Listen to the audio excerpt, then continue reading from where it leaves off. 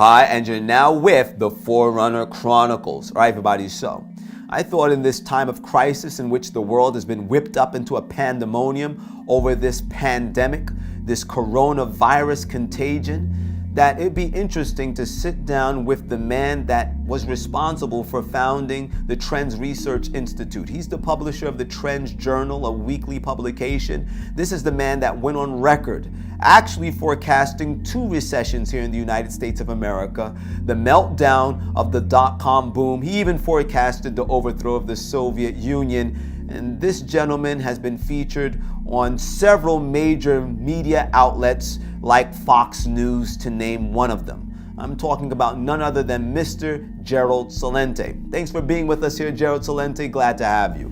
Thanks for having me. Actually, I'm very sad. Okay. To be quite honest with you. Yeah, what's going on in the world and all the people that are suffering. And I'm not talking about the people that are suffering from dying from coronavirus. 9,000 have died out of a population of 7.7 billion people, which adds up to basically nothing.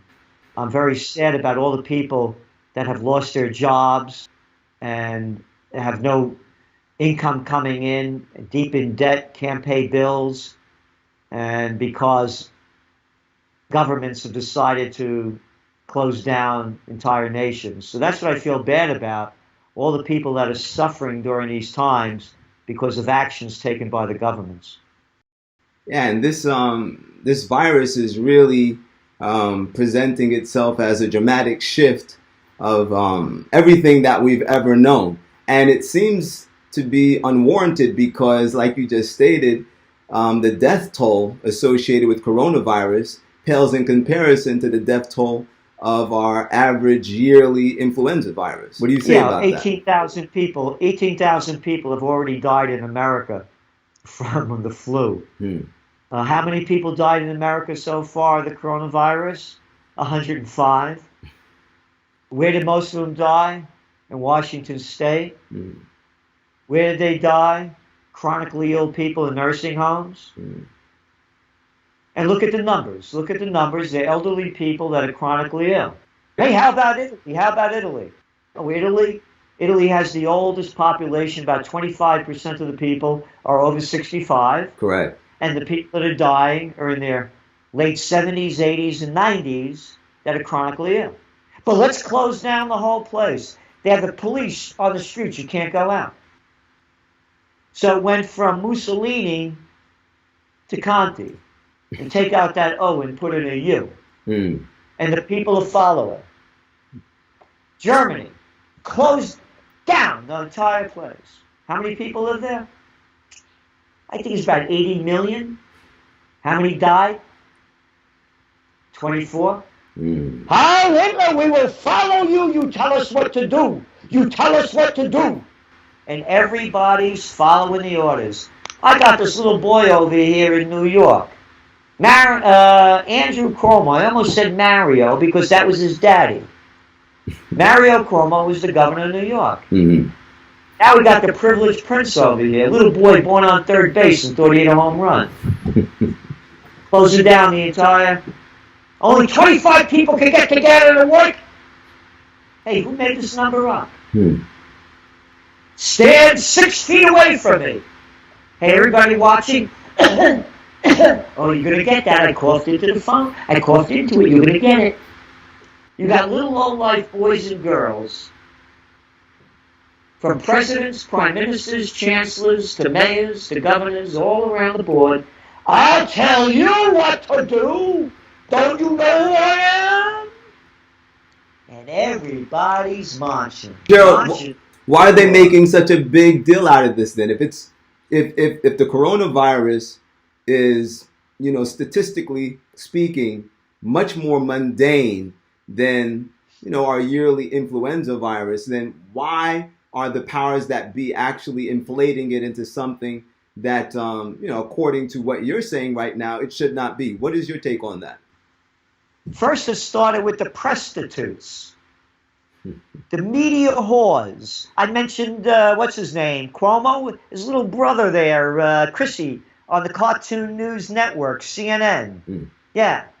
All the prostitutes, they get paid to put out by their corporate pimps and government whoremasters. There's a hurricane coming, and they're all dressed up in that hurricane drag with the water blowing over the boardwalk and the trees bending over and selling fear and hysteria. They did the same thing with this. Listen to the language. You got that little Cazzone over there in France, Macron. The guy with a popularity rating of nothing. Right. People can't stand him. Right? We're at war. They're all using the word war. Biden, war. Right. Against an invisible enemy. War. The invisible enemy. Right. The people are being led by their dictators. And they don't have the courage to look at the facts. Look at the facts. I don't want anybody telling me what it's going to be. I'm saying it's been going on now for 2 months, and numbers add up to nothing. Okay, Gerald, you're a guy, you're never short of entertaining, but there's always a lot of truth in everything that you're saying. There's a lot of truth encrouched within your sarcasm. And I want to touch on something. So, okay, let's say the media, all right? The media is pushing the message of fear because of their own purpose. But why is the government, why are the governments of the world actually pushing this message? Would you say that, are we missing something here? Is there something that we really need to be concerned about in relationship to the imminent danger that coronavirus poses to us? Or is there some other agenda associated with, instilling fear within the hearts of the global populace, and coronavirus actually being the perfect vehicle to instill that fear within the hearts of the people, thereby utilizing it as a means of change, of bringing about some type of transformation to civilization or society as we presently know it? I just mentioned to you about George Bush. Look at the Afghan war, the longest war in American history. Right. What has it accomplished? You tell me. No, I'm asking you. You ask me questions, I'm asking you. What has it accomplished? Well, we made a lot of money off of it. What has that accomplished in terms of war? Well, war always makes money. All right, make money. How many people did it kill? How many lives have been ruined in soldiers that sent it? Multitudes. I don't have this. I don't have the specific numbers. We're looking at about 22 people, previous veterans, that are committing suicide each day. Right. It's a tragedy. A tragedy. The Iraq War. Right. Killed over 1 million Iraqis, destroyed the government, destroyed the country. What did it accomplish? Nothing. You made a lot other of than money. Murder, death. So when you're talking about this and why are they doing it, you have sick people running the show. These are psychopaths, sociopaths, pathological liars, freaks, and fools. No, if you believe in your leader, follow your leader. Follow your leader. I was in Berlin in 2012. I'd never been there before. I was looking to leave the country in 2010. And I've been traveling around the world, and there's nowhere I wanted to go. We were opening up the Trends Journal, our magazine in Germany. And they showed me around. Here's East Germany, blah, blah, blah. And everywhere they're driving me, there's parks everywhere. No building, maybe over 16 stories tall, light shining and everywhere. And about 2 o'clock in the afternoon, I landed at 8:30 in the morning. We're sitting at a restaurant, sitting outside, but now the restaurants are closed. You're not allowed to go out. Cafe tables, 3, 4, 5 deep. Place to walk and a place to bicycle. Looking across the street, beautiful median. I'm looking at a German building across the street from me. 1880, beautiful. At the same height, all new construction. Mm. And I'm realizing everywhere they drove me, whether it was suburbs, everywhere, I saw the same thing. Beautiful old buildings and all new construction. Mm-hmm. And I'm thinking to myself, in the 1930s, the Germans were at the height of Western civilization. Culturally, scientifically, philosophically. And I'm thinking of all the great German names, Bach, Beethoven, Wagner. I spent a lot of time in Paris. I dated a wonderful woman, Marie-Pierre. We're still great friends. My brother Francois was left shoulder of Jacques Chirac and Mitterrand. And my close combat teachers used to go over there and work out with the guys at Palais Élysée. So I know Paris a little bit. Berlin was grander than Paris before it got bombed out. And I'm saying to myself, why didn't they stop it before it was totally destroyed? How did they let a little freak like Hitler, that Charlie Chaplin played better than him, destroy what took 1,000 years to build? Why didn't the people fight back? The war was going to end. Did you have to destroy everything before it ended? Where were the people? Heil Hitler! Heil Cuomo! Heil Macron! Heil Merkel! I will follow your orders! That's what's going on right now. And the people don't have the courage to think for themselves or fight for themselves. And where we're going now is in the greatest depression. When people lose everything and have nothing left to lose, they lose it. My family, I can't feed them.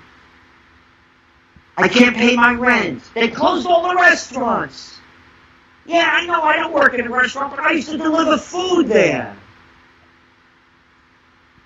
I'm the guy that used to grow the food. I can't sell it to anyone. They're not buying it anymore. One person after another losing their livelihoods. The tourists, the airlines, you name the industry, car deal.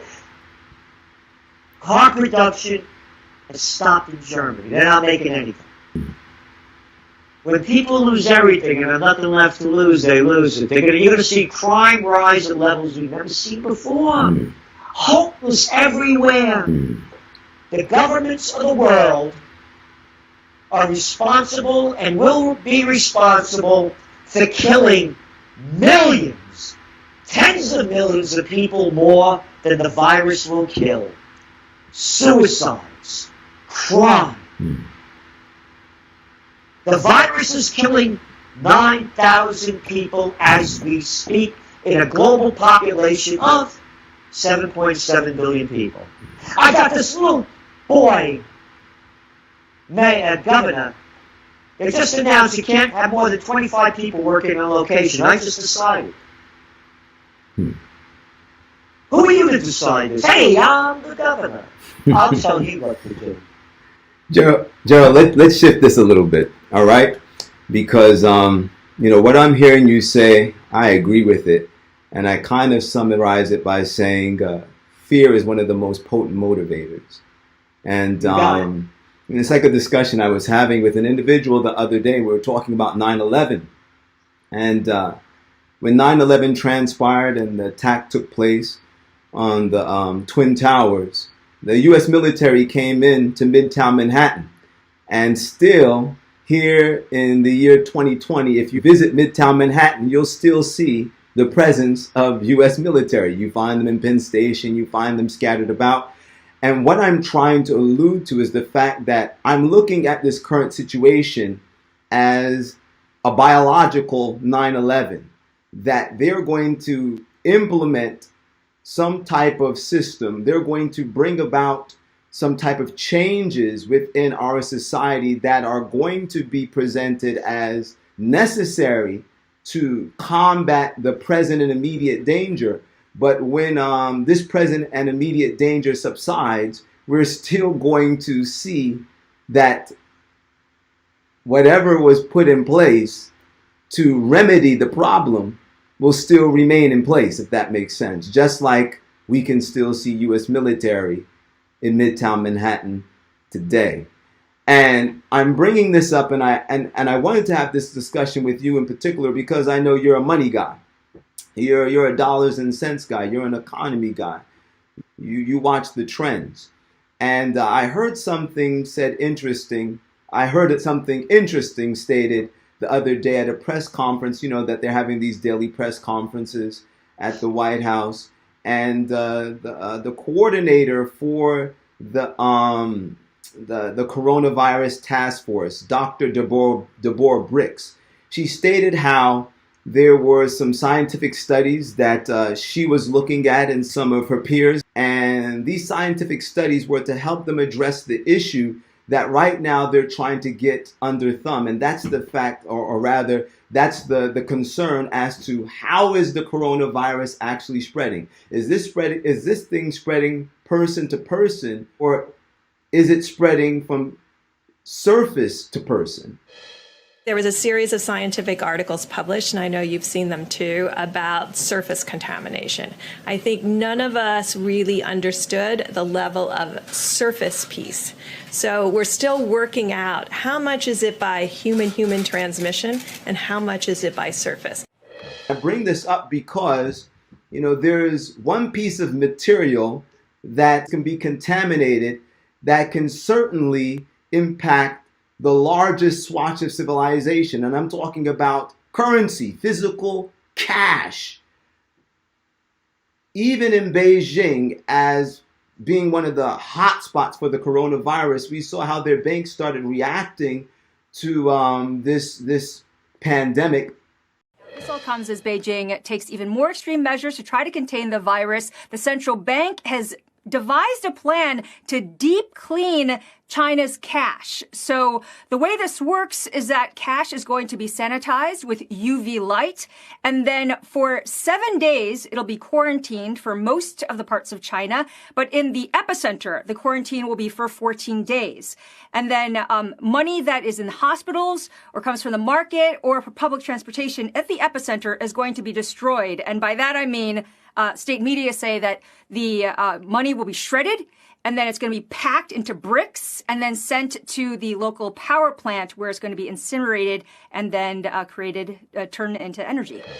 Do you think that there's a possibility that this whole pandemic that is now underway and soon to reach greater heights, do you think it might be the open door for the introduction of a cashless society, or at least the transition into a cashless society? Absolutely. I've been saying that for quite a while. When it first broke out, I said that. It started, they started in Italy, saying not to use cash. But I want to go back to where you started. You started about 9/11, right? You started with 9/11. Look at the cover of our Trends Journal a couple of weeks ago. Coronavirus, 9/11, spreading terror. They're doing the same exact thing. Again, this is a number of weeks ago we wrote this. This one started breaking out. They're going cashless. There are one thing I want to make this is the first person I'm telling this to outside of our subscribers to the Trends Journal, trendsjournal.com. We're listening. They're going to confiscate gold. You're saying they're going to confiscate gold. Or else I should say, I'm very concerned that they may confiscate gold. Okay. That's the fair. Entire economic system around the globe is destroyed. The governments are printing we're going to give you $1 trillion. We're going to give you $1 trillion. We're going to give you $1 trillion. Just pull it out of the air. Just pull it out of the air. Right. Backed by nothing and printed on nothing. They're going to do away with the dollar. They'll do away with the yen. They'll do away with the real. They'll do away with the yuan. They're going to do away with all of them. They're going to come out with a new digital currency. Don't touch that dollar, it's dirty. Oof, oof. Don't touch that dollar, it's dirty. All right? Now they know every penny that you spent, everywhere that you spent it. And I want my cut. I want my cut. I'm the gangster running the country. I want my cut. And I know where it's coming from. I got my little boys and girls over here following you digitally. Know where you spent it, how much you spent of it. As I said before, they're going to be killing a lot more people, many millions more, than the coronavirus will kill, by the action that they have taken. Never before in world history have we seen entire nations shut down. Never. How are people going to pay their bills? I have buildings. How am the people, the businesses that rent out, the restaurants, how are they going to pay their bills? Never. How are tenants going to pay their rent? How are people going to be able to pay their mortgages? How are you going to be able to pay your electric bill, your telephone bill, and every other bill? How are you, the car loan, how are you going to pay this? I decided to close down because I am your leader and I know best. So the little boys and girls are taking it and believing it. So recession is imminent, you would say? No. No? The Greatest Depression. Okay. Way worse than any recession. Right. It's the cover of our Trends Journal. The Greatest Depression has begun. It's an economic epidemic brought to you by the governments of the world.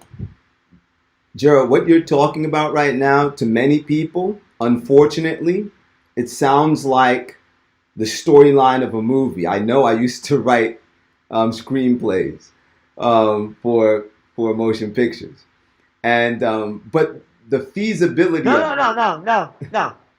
The people that I want to interrupt you because it's you said okay. about a movie. It's okay. You said about a movie. That's right. This is a grade B movie. You got a grade B movie. You cannot create a dumber movie than the one that's being played right now in front of everybody's eyes. Wow. If I made this movie and told you that the mayor, the governor, the president, the prime minister, and the chancellor were doing this, you'd say, Celente, this is a grade B movie. We're way above that. We will never produce a movie of stupidity as the one that you're trying to portray. Social distancing, grade B movie. It's the word of the day. Grade B movie. Don't kiss on the cheeks. Don't kiss on the cheeks. I only said that because people out there really need to realize how plausible what we're talking about right now is, because I read an article that was published by the IMF, February 19th. International Mafia Federation. Right. It was on February 19th, 2019, and they were talking about how to make negative interest rates work. And in that article, they literally stated that the way they could break the negative boundary was to introduce a cashless society, was to phase out physical cash. And without me getting into all of the technical jargon so I don't lose anybody, basically the bottom line they came to was, if we introduce these dual local currencies, that being an e-currency and then physical cash like we presently know it, if they do that, they can take the interest rate as negative as they need to counteract any recession without having to, do any type of overblown, what's the exact word they use? Substitution of immediate cash. And it's so interesting because here we are, and they're talking about, man, we're going to go into a recession. We're going to go into recession, and they're talking about cutting this thing negative. And they've already hypothetically given us their hypothesis as to how they can finagle this type of situation, and that is to introduce an e-currency and to step by step phase out physical cash. And I don't know, but in this time where people are terrified of the coronavirus, for lack of better words, if you tell people out there that their money has the cooties, they're going to put it down. You got it. You buy it like that. Yeah. Fear is a motivator. But you buy it like that. And again, it's happening now. It's going to happen. But here's the deal. Talk to me. You said the majority will buy it. Is that correct? I believe so.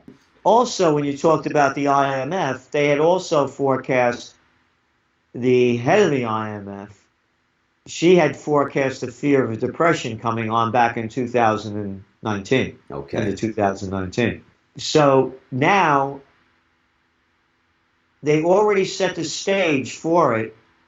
They didn't anticipate the elements of the coronavirus.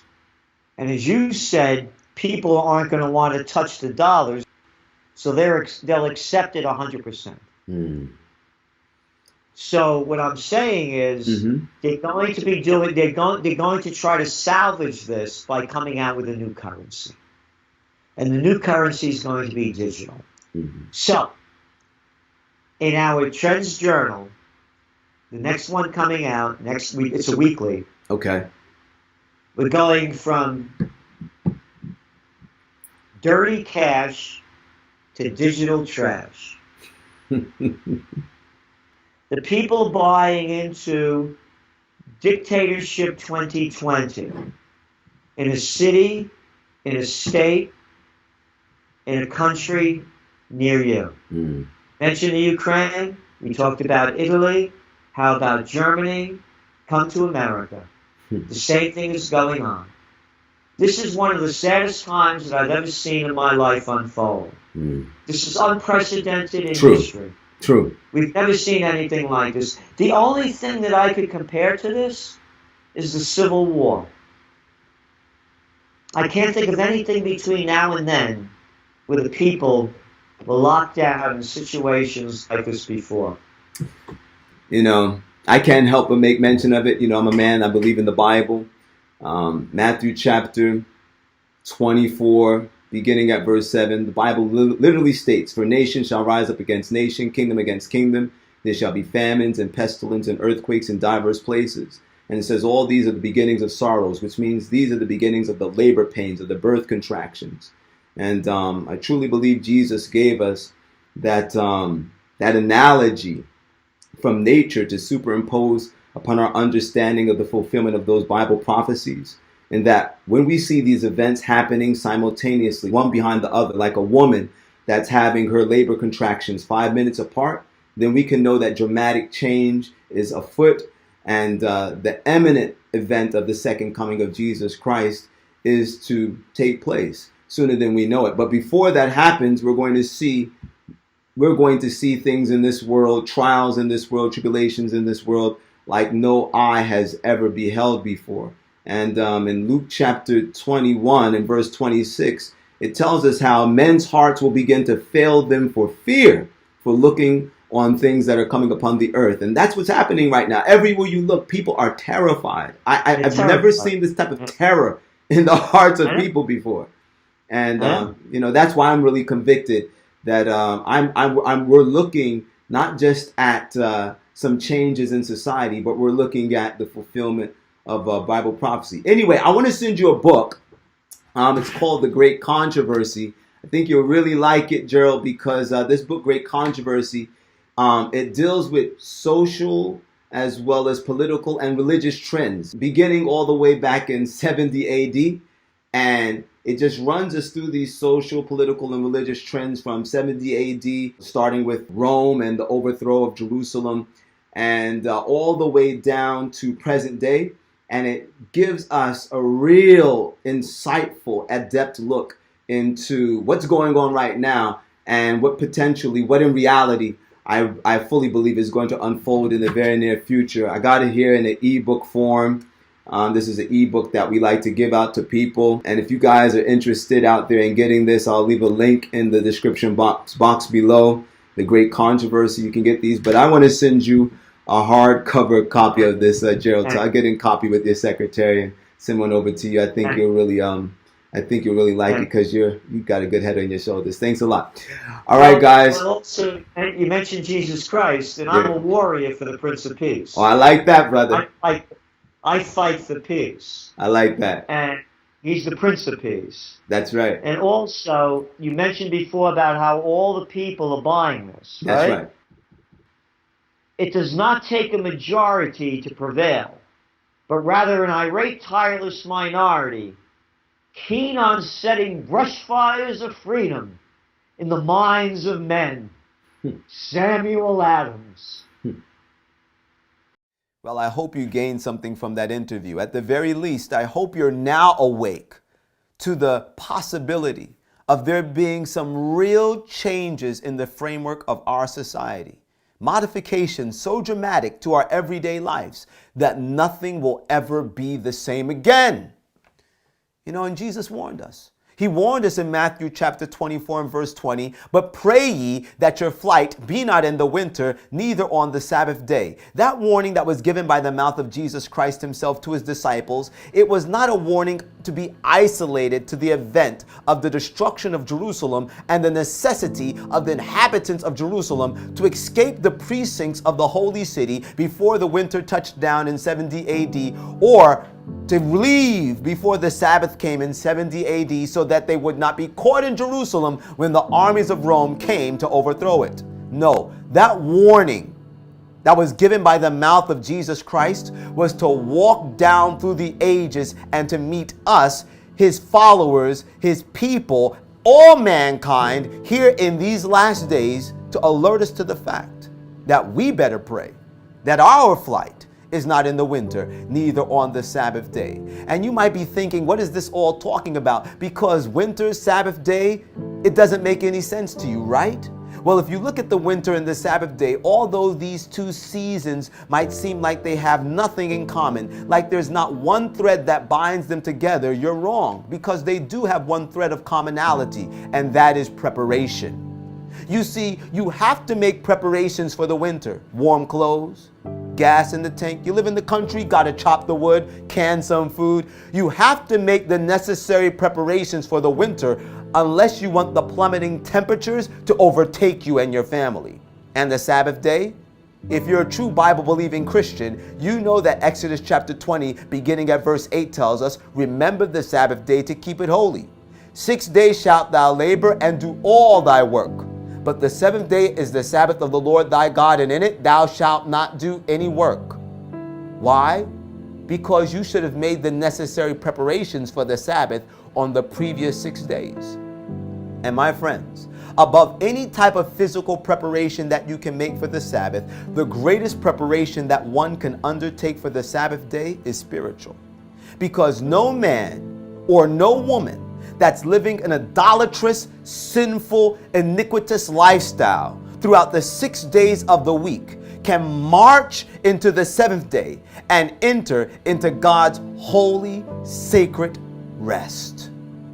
No, my friends, the only way that you can truly keep the Sabbath holy is if you are experiencing a loving relationship with Jesus Christ throughout the week, in which moment by moment you are surrendering your appetites and your passions, your desires into the hands of your Lord and your Savior so that He can work in you to will and to do of His good pleasure, according to Philippians chapter 2 and verse 13.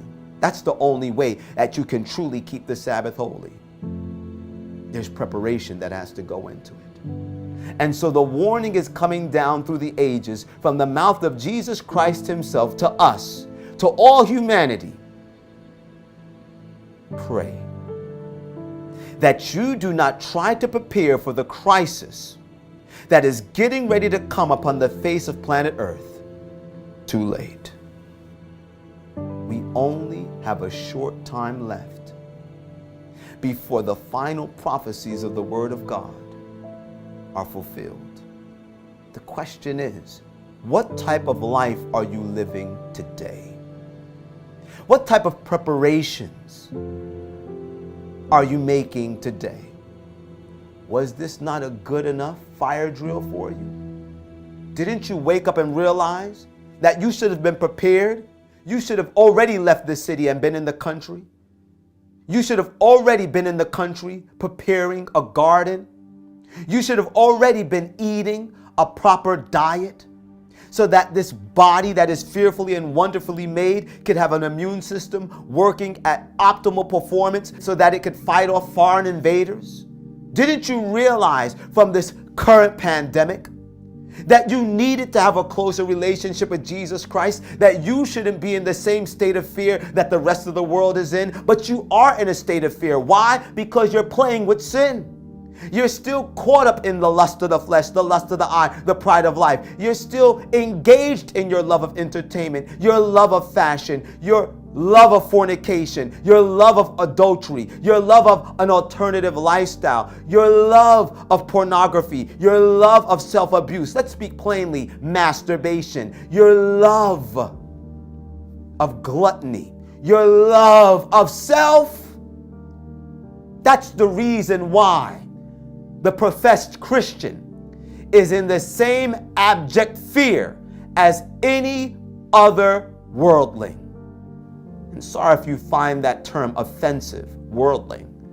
It's your decision whether you're a servant of Christ or a servant of Satan. And some people are out there right now screaming at their screens saying, "Oh, Forerunner, you're doing it all wrong. You're trying to scare people. Why are you speaking a message of fear?" Really? Well, you know something? This time I might have to say that might very well be true.